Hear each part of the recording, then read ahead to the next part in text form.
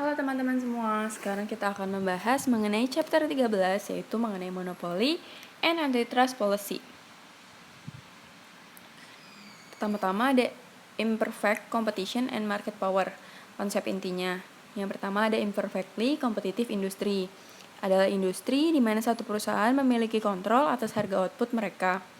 Yang kedua ada market power, yaitu kemampuan perusahaan kompetitif tak sempurna untuk meningkatkan harga tanpa kehilangan semua kuantitas produk yang diminta. Nah, selanjutnya ada mendefinisikan batas-batas industri. Batas-batas industri itu misalnya monopoli, oligopoli, kompetitor monopolistis. Kalau monopoli itu satu industri dengan satu perusahaan di mana masuknya perusahaan baru itu dihambat.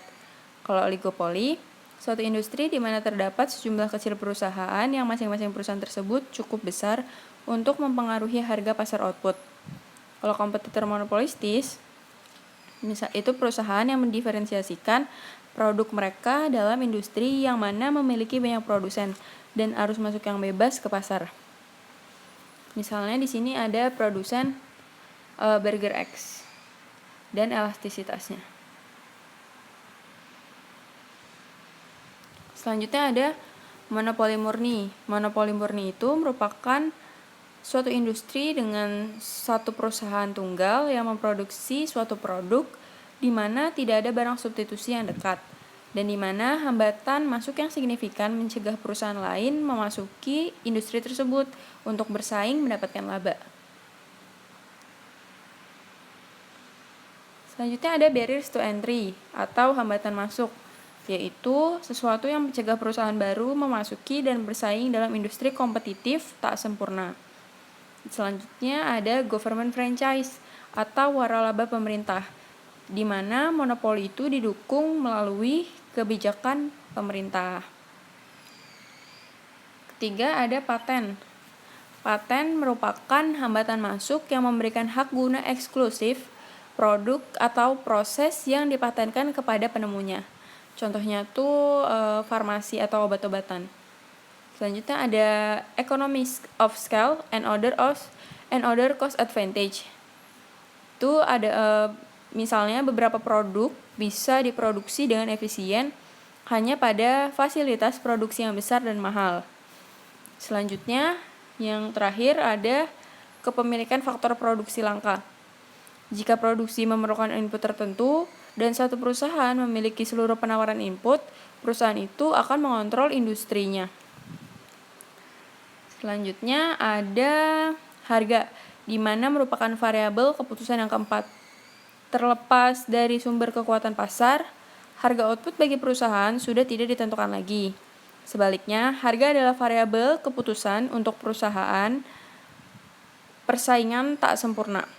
Perusahaan yang punya kekuatan pasar seharusnya tidak hanya memutuskan yang pertama berapa banyak barang yang akan diproduksi, terus yang kedua itu bagaimana memproduksinya, yang ketiga berapa banyak barang yang akan diminta di tiap pasar input, tapi juga yang keempat itu berapa harga yang akan ditetapkan untuk output mereka.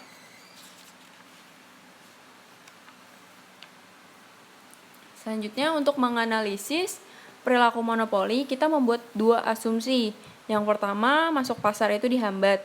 Terus yang kedua, perusahaan itu berusaha untuk memaksimalkan profitnya. Sekarang ada kurva di demand in monopoly market. Nah, di sini tuh ada kurva 13.2. Di kurva 13.2 ini mengenai kurva permintaan yang dihadapi oleh perusahaan kompetitif sempurna, bersifat elastis sempurna. Dalam pasar monopoli, kurva permintaan pasar adalah kurva permintaan yang dihadapi oleh perusahaan.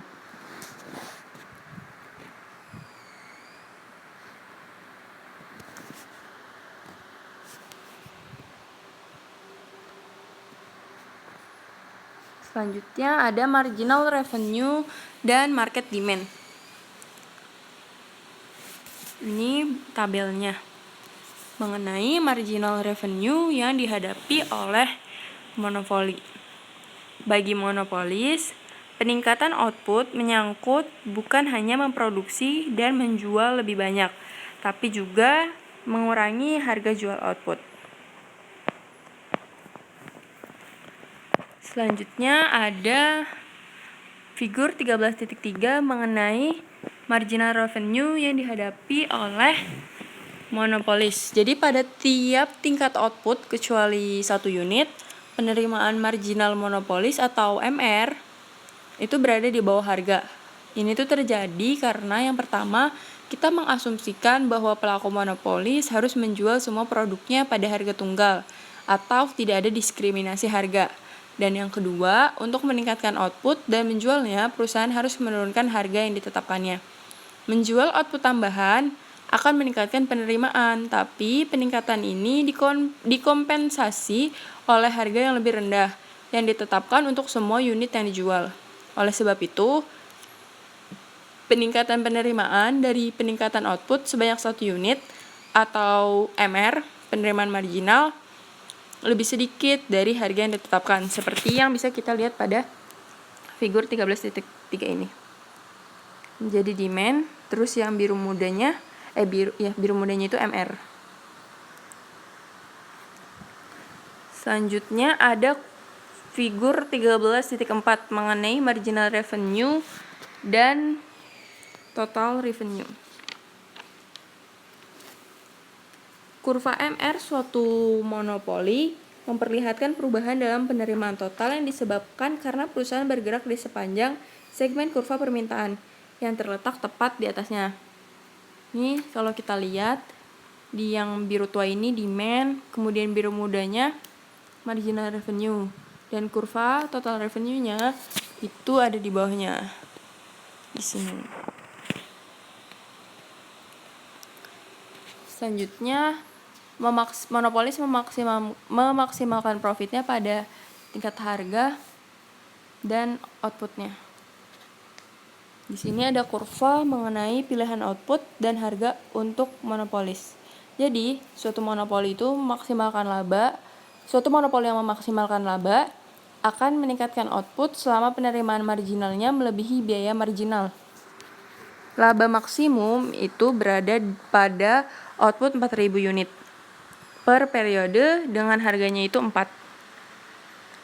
Di atas 4.000 unit, kalau misalkan dia memproduksi di atas 4.000, biaya marginalnya itu bakal lebih besar daripada penerimaan marginal. Jadi MC-nya bakal lebih besar daripada MR-nya. Peningkatan output di atas 4.000 unit ini akan mengurangi laba. Pada 4.000 unit, TR sama dengan PM, terus A, QM, sama 0 yang bentuk si titik-titik ini atau persegi ini nih. Kemudian TC-nya itu C, B, QM, dan 0. Nah, labanya ada di PM, A, B, C.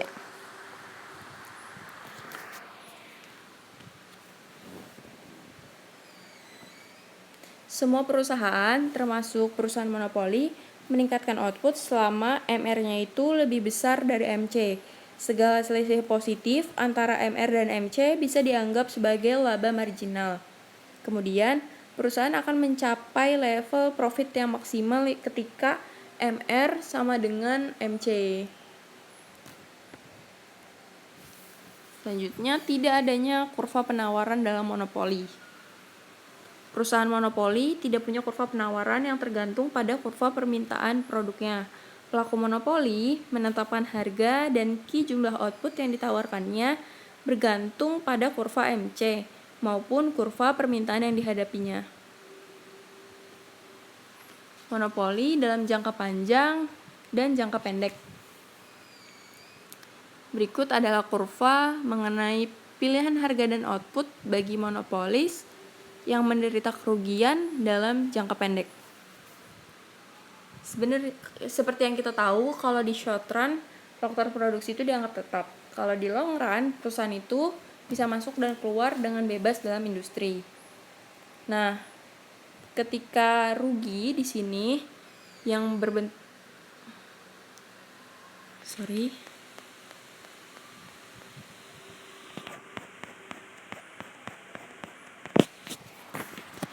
Rugi di sini adalah yang berbentuk persegi panjang berwarna pink ini.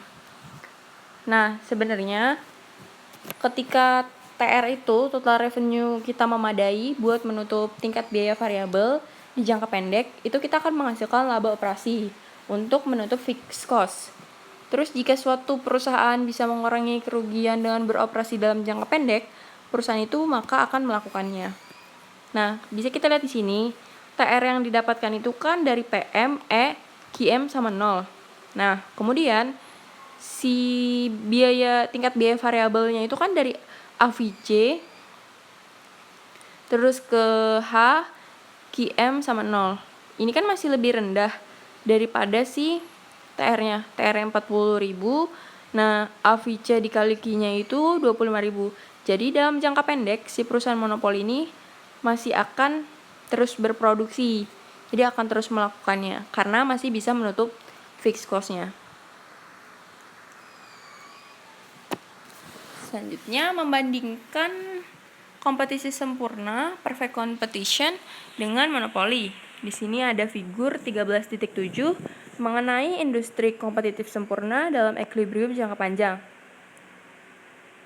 P di sini sama dengan biaya rata-rata jangka panjang. Kurva penawaran pasar adalah jumlah semua kurva MC jangka pendek perusahaan dalam industri tersebut. Di sini kita mengasumsikan bahwa perusahaan menggunakan teknologi yang memperlihatkan skala pengembalian konstan, di mana LRAC-nya itu datar. Sehingga di sini perfect competition itu memiliki laba 0 atau non-profit. Selanjutnya, figur 13.8 mengenai perbandingan hasil pelaku monopoli dan persaingan sempurna untuk suatu perusahaan dengan skala pengembalian konstan. Dibandingkan secara relatif terhadap industri kompetitif sempurna atau perfect kompetitif, monopolis itu membatasi output, menetapkan harga yang lebih tinggi dan menghasilkan profit. Seperti yang kita lihat di sini tadi, perfect kompetitif itu non profit. Tapi kalau monopoli kan untuk memaksimalkan profit itu MR sama dengan MC.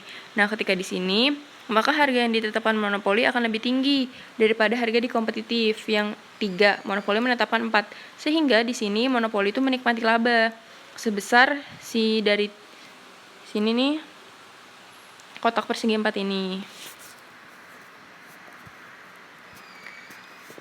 Selanjutnya ada membandingkan kolusi dan monopoli. Kolusi merupakan tindakan bekerja sama dengan produsen lain sebagai upaya membatasi persaingan dan meningkatkan laba bersama. Selanjutnya ada biaya sosial monopoli. Di sini ada inefisiensi dan kerugian konsumen.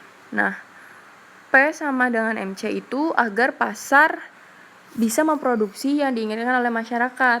Tetapi dengan asumsi si harga ini, P, itu memberikan perkiraan yang baru tentang nilai sosial suatu unit output.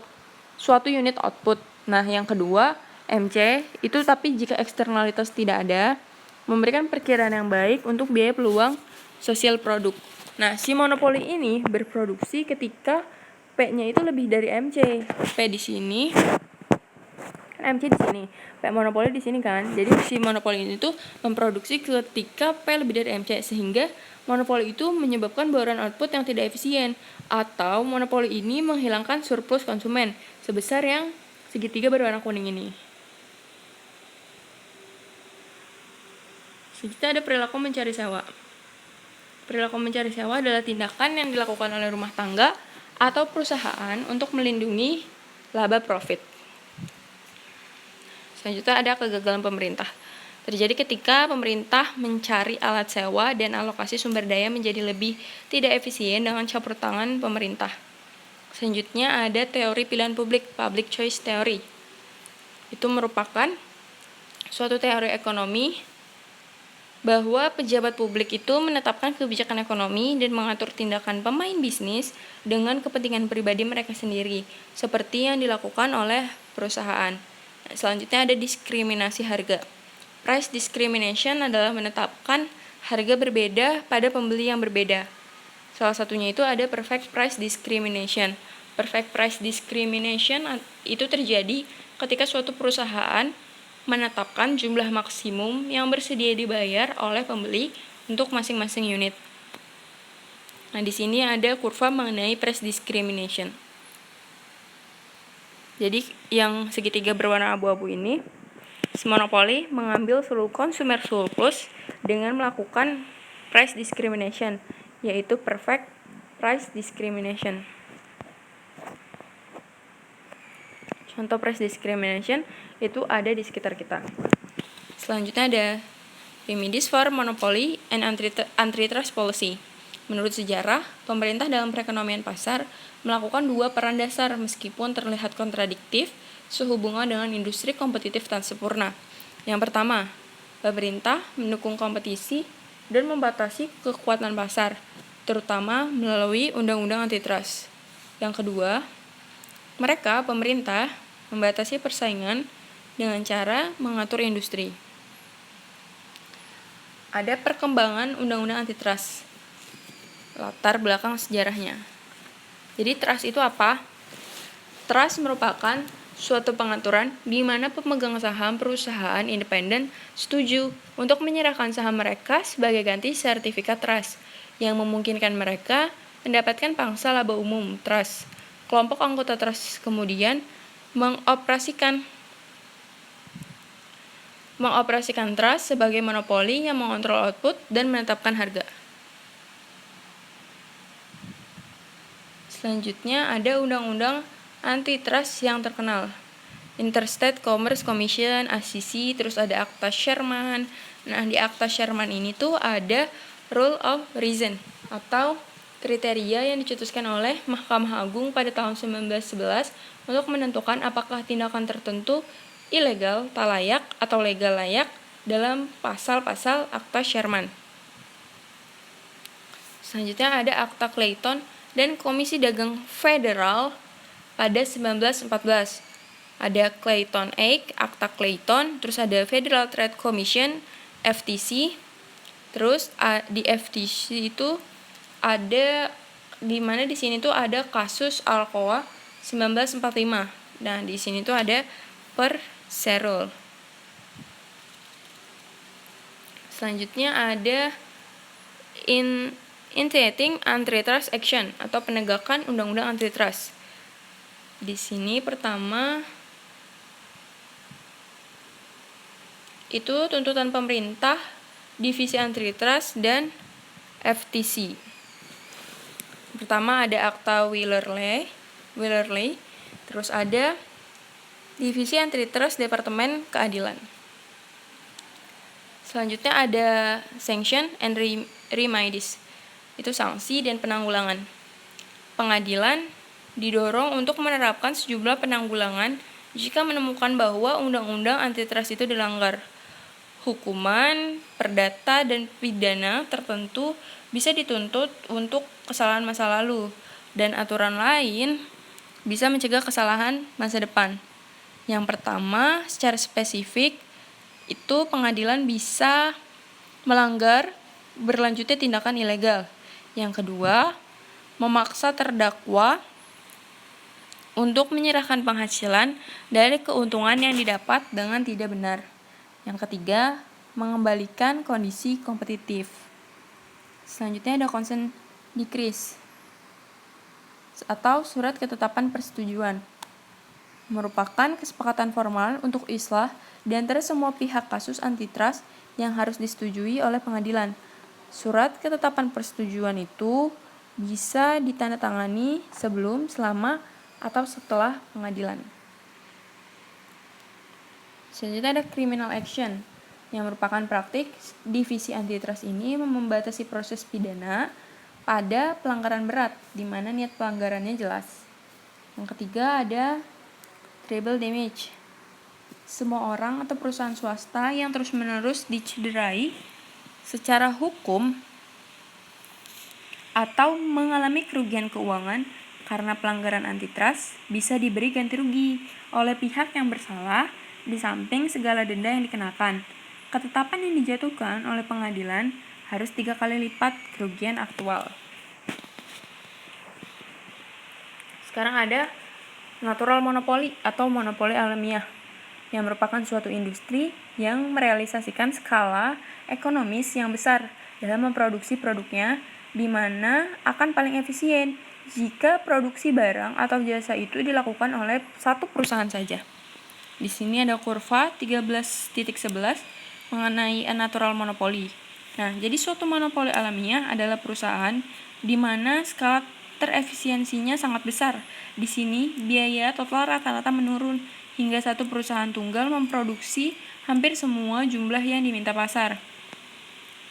Dengan satu perusahaan memproduksi 500.000 unit, biaya total rata-ratanya adalah $1 per unit. Tapi, kalau dengan 5 perusahaan, misalnya memproduksi per unitnya itu 100.000, nah biaya rata-ratanya itu $5 per unit. Do natural monopoly still exist? Apakah monopoli alamiah itu masih ada? Jadi contoh klasik dari monopoli alamiah selama bertahun-tahun itu biasanya fasilitas publik, perusahaan telepon, perusahaan listrik, atau perusahaan besar. Kenapa? Dasarnya itu karena biaya tetap yang sangat besar. Jadi harus disediakan oleh pemerintah, makanya itu cuma ada satu. Nah, hingga baru-baru ini pemerintah negara bagian telah mengizinkan perusahaan fasilitas publik untuk eksis sebagai monopoli berdasarkan aturan harga yang ketat. Saat ini, segala hal berubah. Kesimpulan, ketidaksempurnaan pasar. Jadi, suatu perusahaan memiliki kekuatan pasar ketika menggunakan kontrol atas harga outputnya atau harga input yang digunakannya. Kasus ekstrim, suatu perusahaan yang memiliki kekuatan pasar adalah pelaku monopoli murni. Dalam industri monopoli murni, satu perusahaan memproduksi produk yang tidak punya barang substitusi yang dekat. Dalam suatu industri, di mana semua kompetitor baru dihambat untuk memasukinya. Sekian mengenai chapter 13.